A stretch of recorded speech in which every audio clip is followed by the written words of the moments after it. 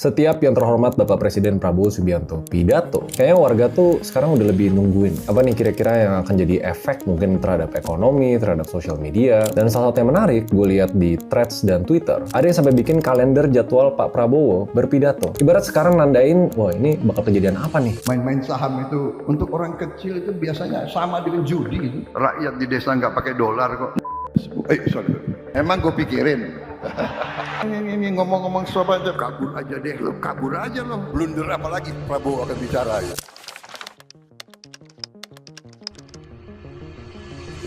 Dan kalau ngeliat sejarah, 16 Mei 2026, rupiah gejolak. 20 Mei 2026, IHSG anjlok dalam satu sesi. 24 Juni 2026, trending di Twitter, IHSG merah lagi. Sebenarnya ada yang bilang, ya kebetulan aja, cocok logi. Market emang nggak baik-baik aja. Tapi ini kelihatan pola yang berulang selama 17 bulan terakhir. Tujuan video ini adalah untuk gue beropini, bukan untuk merendahkan seseorang atau untuk menyalahkan sepihak. Ini murni analisa pribadi, dan mungkin bisa ngejawab pertanyaan-pertanyaan netizen tentang kenapa Pak Prabowo berpidato dengan cara yang sekarang. Salah satu yang gue ingat, di 4 Desember 2024, Pak Prabowo itu pidato di sidang Tanwir Muhammadiyah Kupang. Itu di tengah sambutan resmi kepresidenan, beliau pernah bilang, main-main saham itu kalau orang kecil pasti kalah. Itu untuk orang kecil sama dengan judi. Main-main saham itu kalau orang kecil ya pasti kalah. Itu untuk orang kecil itu biasanya sama dengan judi gitu. Mungkin kebetulan IHSG melemah, tapi OJK sampai harus keluarin pernyataan resmi investasi saham bukanlah judi. Presiden ngomong A, lembaga regulasi keuangan harus mengcounter pernyataan presiden. 16 Mei 2026, rupiah udah tembus 17.500 per dolar. Warga ya sewajarnya bingung dan marah. Pak Prabowo pidato di Nganjuk, rupiah begini, rupiah begitu, dolar begini, dolar begitu. Orang rakyat di desa nggak pakai dolar kok. Rupiah begini, dolar begini. Orang rakyat di desa nggak pakai dolar kok. Dan market bereaksi. Lanjut 20 Mei 2026, jelang pidato Pak Prabowo di DPR, IHSG itu naik 1% ke 6.430. Begitu pidato dimulai dan diumumkan kebijakan ekspor komoditas lewat BUMN sebagai eksportir tunggal, IHSG langsung terjun ke 6.215. Selama sesi pidato berlangsung. Dan gue tahu, nggak mungkin gue nggak bahas. 24 Juni 2026, Penas, petani Gorontalo. Pak Prabowo bilang, "Smu, emang gue pikirin." Emang gue pikirin. Daripada ini viral itu di Twitter. Mungkin kebetulan IHSG langsung merah besoknya. Dan netizen tuh sampai ada yang nge-timestamp in gimana pergerakan Pak Prabowo pidato. Terus dibandingin sama keadaan pasar dari jam 9 pagi sampai jam 2 itu kayak gimana. Nah ini tuh menarik. Kenapa? Karena di atas semua itu, approval rating Pak Prabowo turun dari 80,9% di Januari 2025 sampai ke 59,75% di Juni 2026. Pertanyaannya kenapa? Gue pernah ngobrol singkat lah sama salah satu temen gue. Masa tim PR loh, masa nggak di-brief dulu tentang apa yang diomongin? Video ini mungkin nggak aman, tapi menurut gue fenomena ini itu sesuatu yang sangat amat layak untuk dibenahi. Tapi sebelum gue jelasin kenapa, ada satu dulu yang dibedah, sesuatu yang sering dilewatin orang. Kenapa ini bisa terjadi terus-terusan?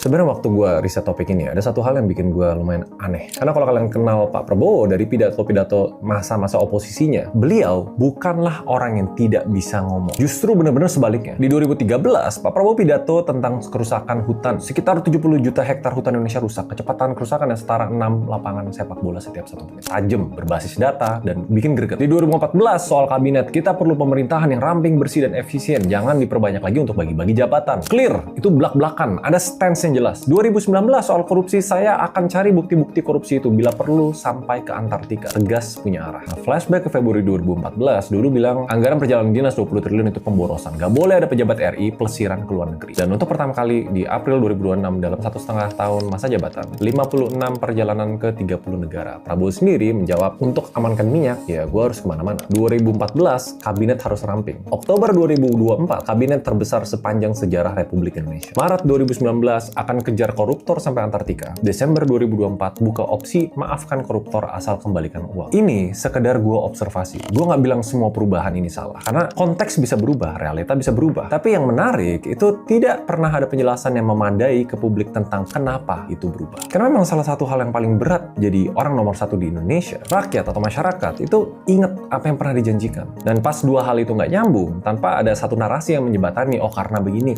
yang tumbuh itu bukan trust, tapi yang tumbuh itu tanda tanya. Karena kalau menurut pakar komunikasi dari Universitas Padjadjaran, Kunto Aji Wibowo, disebut sebagai komunikasi yang defensif dan reaktif. Ini alih-alih proaktif membangun narasi, Pak Prabowo lebih sering merespon kritik dengan nada yang menutup dialog. Ini quote-nya, dalam komunikasi ketika satu pihak udah bilang pokoknya, apalagi yang bilang itu pihak berkuasa, bisa mampet semua saluran komunikasinya. Dan anyway, mampet itu yang kerasa sekarang. Nah, gue pengen kalian perhatiin satu hal. Semua yang baru gue ceritain tadi, inkonsistensi, komunikasi yang defensif, saluran yang mampet, ini bukan sesuatu yang tiba-tiba orang baru sadarin. Yang harus diapresiasi, Pak Prabowo tuh tahu. Beliau sendiri bilang, nanti gue bakal bahas statementnya. Tapi di situ yang bikin gue makin penasaran. Kalau sudah tahu komunikasinya itu kurang oke, kenapa polanya nggak ada perubahan yang signifikan?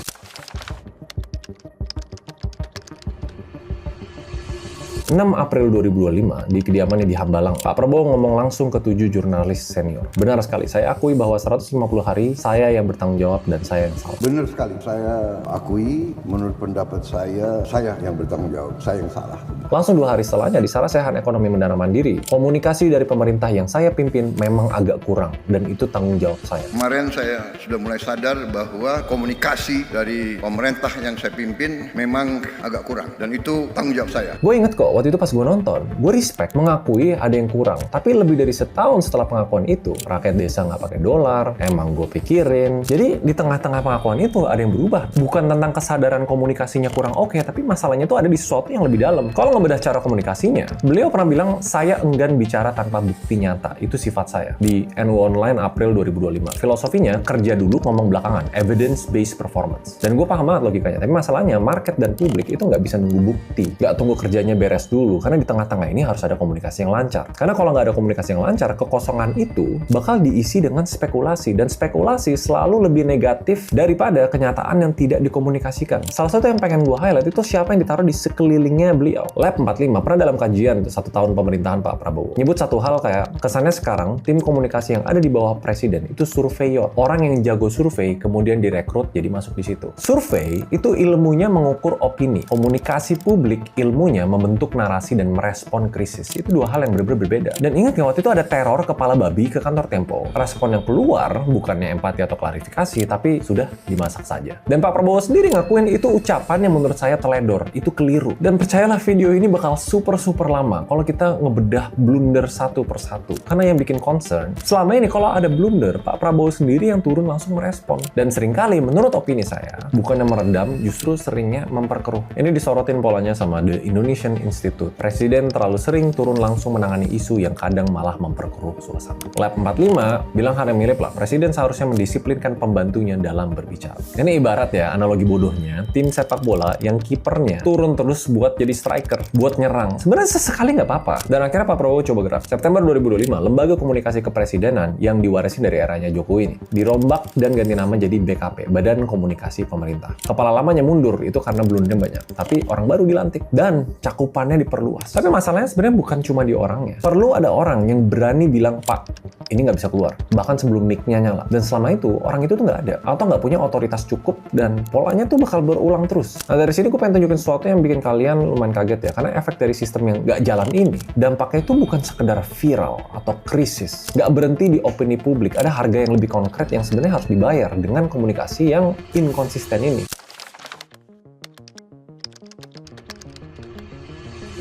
Nah, tapi gue harus jujur dulu ya, ada ekonom yang bilang IHSG turun, itu bukan karena pidatonya Pak Prabowo. Ekonom Invest Bestari Gede bilang ada fenomena decoupling. Pasar saham tuh bisa turun bukan karena ekonomi realnya jelek, tapi karena sentimen dan volatilitas global. Dan gue setuju, karena pidatonya Pak Prabowo bukan penyebab fundamental IHSG turun 30% sepanjang 2026. MSCI, free float, tekanan dari Trump, geopolitik, menguatnya dolar, memang ini tuh kejadian global. Tapi ada kejadian yang menarik nih, di 20 Mei 2026, sehari sebelum pidatonya Pak Prabowo di DPR, IHSG itu emang udah ambruk dulu, sekitar 3,5%. Itu salah satu yang terburuk di Asia. Kenapa? Soalnya market-market lain di bursa regional itu relatif stabil. Kalau ada kejadian yang se-wow itu, ini menurut pengamat market Hendra Wardana, investor sedang menunggu kejelasan dari pidatonya Pak Prabowo. Ini statementnya ya, jika pidato mampu memberikan kepastian arah kebijakan dan sinyal keberpihakan terhadap stabilitas pasar, maka sentimen berpotensi membaik. Tapi kalau pasar menilai belum ada langkah konkret, tekanannya akan berlanjut. So what happened? Market is waiting.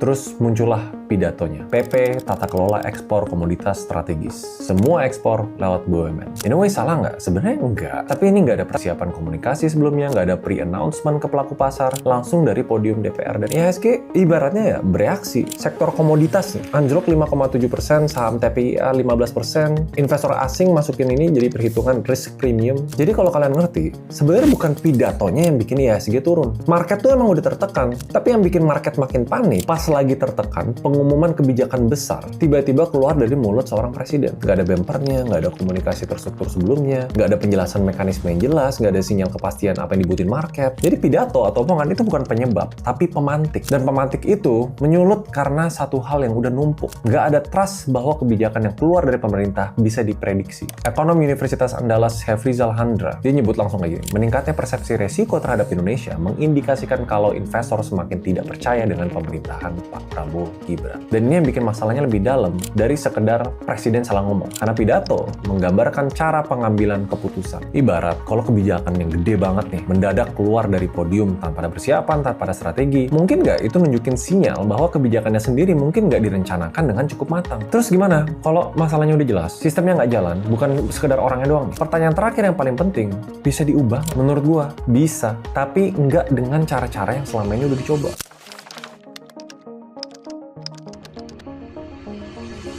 Harapannya, ini bisa berubah. Karena yang udah dicoba selama ini, Presiden minta ke menterinya perbaikin komunikasi publik itu di rapat kabinet Maret 2025. 2 minggu kemudian, blunder yang sama muncul lagi. Pengakuan komunikasinya buruk ada di Sarasehan April 2025. 2 bulan kemudian polanya sama, kepala PCO diganti, nama lembaganya jadi BKP, polanya tetap sama. Konklusi gua, instruksi tanpa sistem tidak mengubah apapun. Ganti nama tanpa ganti cara kerja tidak mengubah apapun. Jadi apa yang sebenarnya perlu berubah? Gua kasih 3 hal konkret. Dan ini berdasarkan riset gua, bukan sekedar teori, karena udah kebukti di tempat lain. Nomor 1, Indonesia butuh satu suara, bukan banyak suara yang rebutan mic. Singapura itu udah punya sistem nih, di mana juri bicara pemerintah jadi satu-satunya sumber informasi resmi untuk isu sensitif. Jerman punya mekanisme di mana setiap pernyataan menteri harus merujuk pada kebijakan yang sudah disepakati di level kanselir sebelum keluar publik. Indonesia, setiap menteri, setiap pejabat, bahkan kepala lembaga, semua punya mic-nya masing-masing dan gak ada yang sinkron. Pakar komunikasi Kunto Adiwibowo bilang ini sebagai fenomena namanya silo. Satu kementerian nggak ngomong sama kementerian lain. Dan semua punya social media. Banyak yang jutaan follower. Hasilnya ya pesannya tuh tumpang tindih dan gampang banget untuk viral ke arah negatif. Yang kedua, BKP, Badan Komunikasi Pemerintah, harus punya mandat yang jelas dan orang yang tepat. Indonesia sebenarnya punya contoh suksesnya sendiri loh. Pas pandemi COVID-19, komunikasi pemerintah awalnya kacau. Simpang siur lah message soal masker, lockdown, kebijakan mobilitas. Semenjak ada Satgas Penanganan COVID-19 dan kanal komunikasi terpadu. Satu suara, satu narasi, pesannya mulai konsisten dan publik mulai percaya. Ini tuh buktinya bisa. Nah, tapi BKP sekarang, wewenangnya tuh belum diatur secara detail. Ini sinyal tanda lembaga yang belum dianggap prioritas. Jadi harus clear. Dan yang ketiga, ini yang paling struktural. Indonesia butuh buffer institusional yang nggak bergantung pada mulut presiden. Di negara yang punya lembaga ekonomi independen dan kredibel, bank sentral yang dipercaya, otoritas pasar modal yang solid, harusnya satu pernyataan presiden yang tanda kutip blunder tidak langsung menggerakkan market secara dramatis. Ada institusi lain yang bisa jadi stabilizer. Investor tahu nih, seandainya ada yang keluar dari mulut kepala negara, tetap ada lembaga yang menjaga konsistensi kebijakan. Nah, Indonesia in a way belum punya buffer itu. Selama instansi kayak Bank Indonesia, OJK masih dipersepsikan rentan sama tekanan politik, selama belum bener-bener clear ini institusi yang bener-bener independen, makanya setiap kata presiden